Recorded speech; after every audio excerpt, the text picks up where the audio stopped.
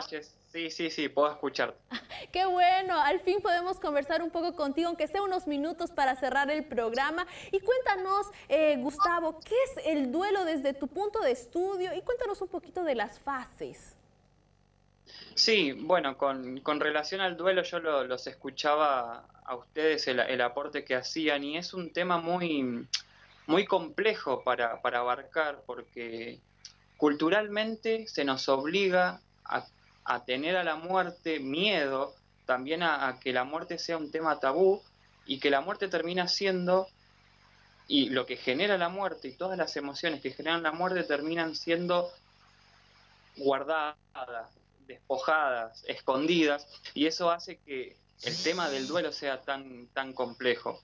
A veces, por ahí para entender un poquito más, estamos acostumbrados a hablar del duelo y bueno, automáticamente pensamos en hay que pasar por fases, ¿sí? Tenemos la negación, la ira, la depresión, la aceptación, pero hay un autor, sí, que se llama Warden, de apellido, que sostiene que hablar de fases, exclusivamente de fases, por ahí es como poner al ser humano en este camino de transición frente al dolor en, en una posición muy pasiva. Y eso lo que termina haciendo es que la persona se vea imposibilitada a transitar este proceso dinámico. Entonces, una de las fases que él dice, o mejor dicho, él sostiene que hay que cambiar fases por tareas. Uno puede hacer tareas para estar mejor. Y la primera es aceptar, ¿sí? Aceptar que la persona ya no está. Y uno dice, bueno, pero eso es como muy lógico o es lo que tendría que pasar. Pero la aceptación tiene un doble componente. Por un lado tiene un componente más cognitivo, en donde yo puedo decir, sí, la verdad siento que la persona no está.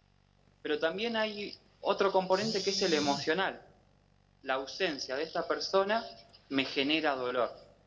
Y eso es lo que tenemos que empezar a aceptar como primer tarea, reconocer que hay emociones, hay sensaciones, hay sentimientos que están permitidos tener y no que las tengo que ocultar, ¿no? Muchas veces en esta semana me tocó justamente un paciente que me decía, bueno, yo tengo que estar muy fuerte frente a la pérdida de un ser querido porque tengo que sostener a mi tía, ¿no? Y yo decía, qué interesante, ¿no? Cómo la cultura nos lleva un poco ahí de que no, tengo que estar fuerte y mostrarme fuerte para que nadie sepa lo que está pasando. Y así es como no nos permitimos y acumulamos malestar, acumulamos dolor y terminamos haciendo algo que se llama hacer síntomas, ¿no? Porque el cuerpo, la mente, por algún lado termina avisándonos que en realidad necesitamos procesar nuestras emociones. Warden justamente sostiene que el reconocimiento de estas emociones es parte de la tarea.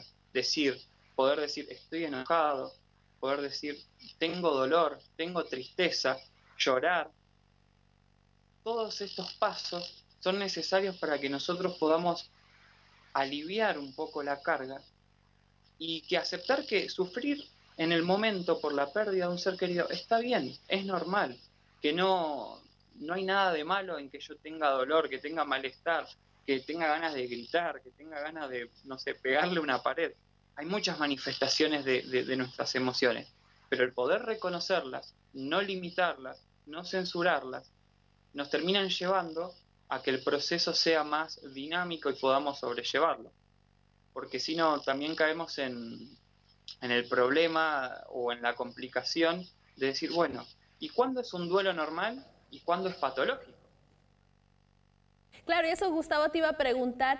Tenemos ahí un minuto ya casi para conversar contigo. ¿Cuándo es normal y cuándo es patológico? Y también, en un resumen, ¿cómo podríamos sobrellevar ese duelo?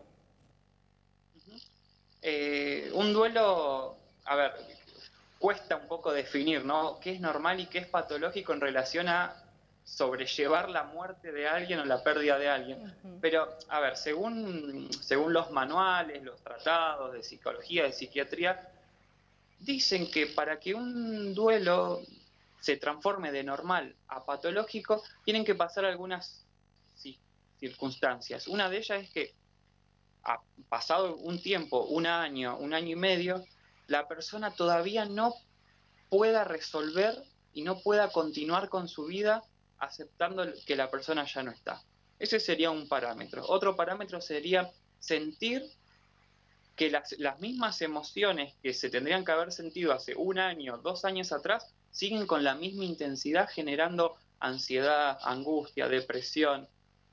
Eso, todos esos condimentos, esos componentes, terminan haciendo que un duelo concluya de una manera más patológica y puede sobrellevar a depresiones, ansiedades.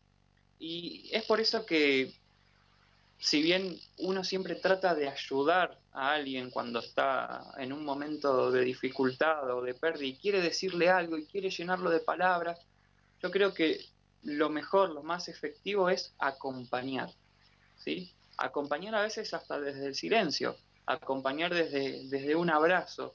No siempre existe la necesidad de tener que decir algo, no siempre hay que decirle a la persona, no, bueno, ya va todo, va a salir adelante.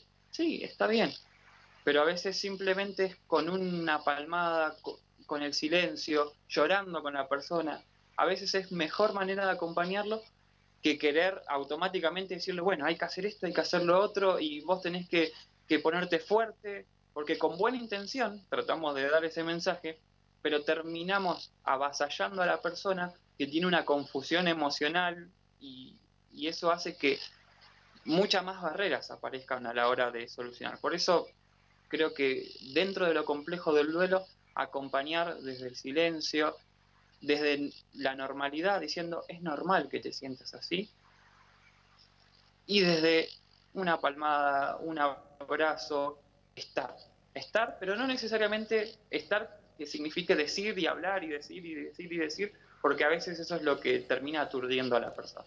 Así es. Gracias, Gustavo, por estar con nosotros. Gracias por darnos estos minutitos, haber esperado para que la tecnología nos ayude un poco para poder conversar hoy y poder conocer tu punto de vista. Muchísimas gracias, Gustavo. No, por favor, gracias a ustedes.